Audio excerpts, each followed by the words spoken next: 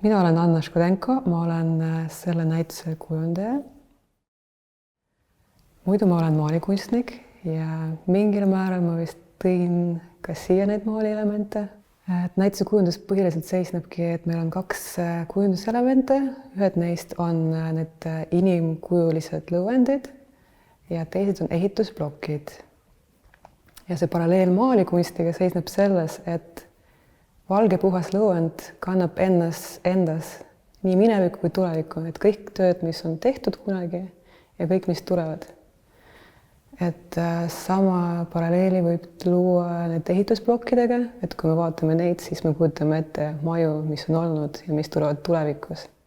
Kui mind kutsuti selle näitust kujundama ja teemaks oli see tulevik, tähendused, mitmekihilisus. Ja ma üritasin leida endale nagu ust, kuidas seda lahti murda. Ja siis ma paratamatult mõtlesin, et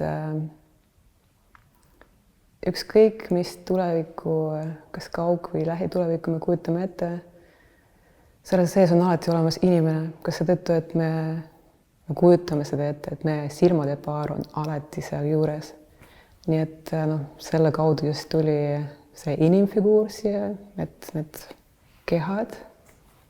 Lisaks loomulikult ehe ise on see, mis on väga taktiilne, ehk ta puudub kehaga.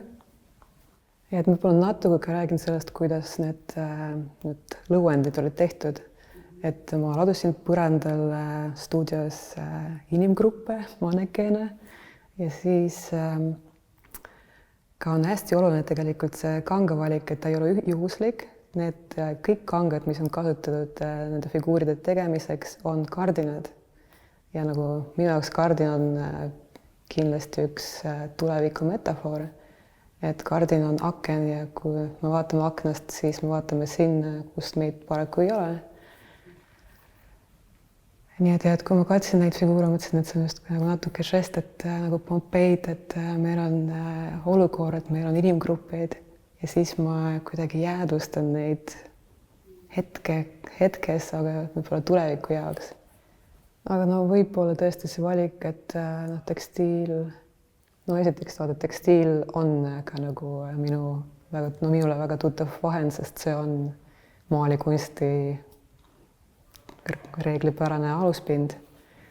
Ja teiseks tõesti, kui millegipärast see juhtus justkui hästi intuitiivselt, aga siis kui ma sain aru, et see peab olema kardinakangas, siis mul ei olnud enam teisi variante.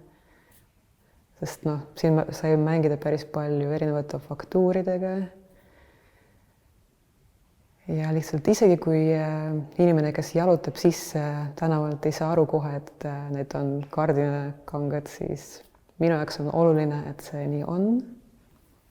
Et ma usun nende sisse kodeeritud tähendustesse, nagu igal teosel, et neil tõesti nagu nii materjali valiku poolest kui tagaloode poolest on tõesti mitmeid kihte ja varjatud tähendusi või tähendusi, mis me avastame kunagi palju hiljem.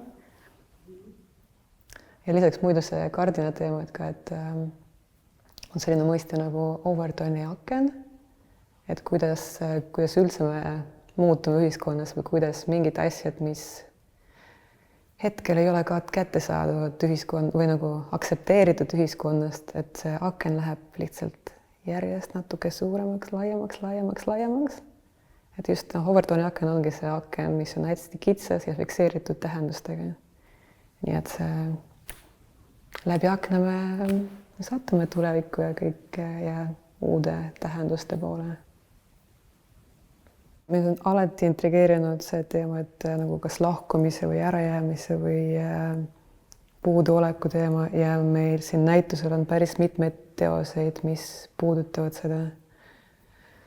Et näiteks Sille Luiga tegelikult 2 tööd, mis justkui räägivad ühelt poolt samast olukorrast, et meil on olnud pidu on läbi ja peost on jäänud need kas kaunistused või ruumi mingid väiksed jäägid.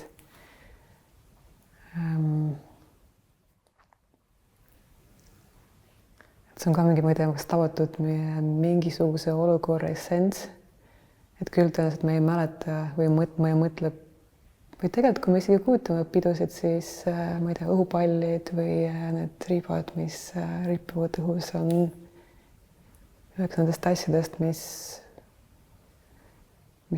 eksisteerib nii siis, kui me kujutame ette, mis pidu üldse on ja mis me näeme ka, kui pidu on läbi saanud. Siis ka näiteks Pruuna Lillemetsa teos Pisarad, mis on tehtud mürssukilludest. Et see on ka mingil määral kohutav ülejääk mingisugusest olukorrast, mida meil on raske ette kujutada. Või Kadi Veesaare tööd, meil on näiteks Nõel, mis räägib sellest kärpimisest või kokkutõmbamisest, et meil on rasked ajad ja me peame valmistuma selleks, et võib-olla õmmelda meie riided väiksemateks või sobivateks. Ja viimasel ajal tegelikult ma teen päris palju kujundusi ja see kord on minu jaoks väga erakordne, sest tavaliselt see protsess näeb välja nii, et mulle antakse ette kõik teosed ja sellest lähtuvalt ma hakkan looma kujundusi ja minu loogika on siis seisneb selles, et ma kas rõhutan dialoogi teoste vahel või kuidagi soodustan seda just dialoogi teose ja vaataja vahel.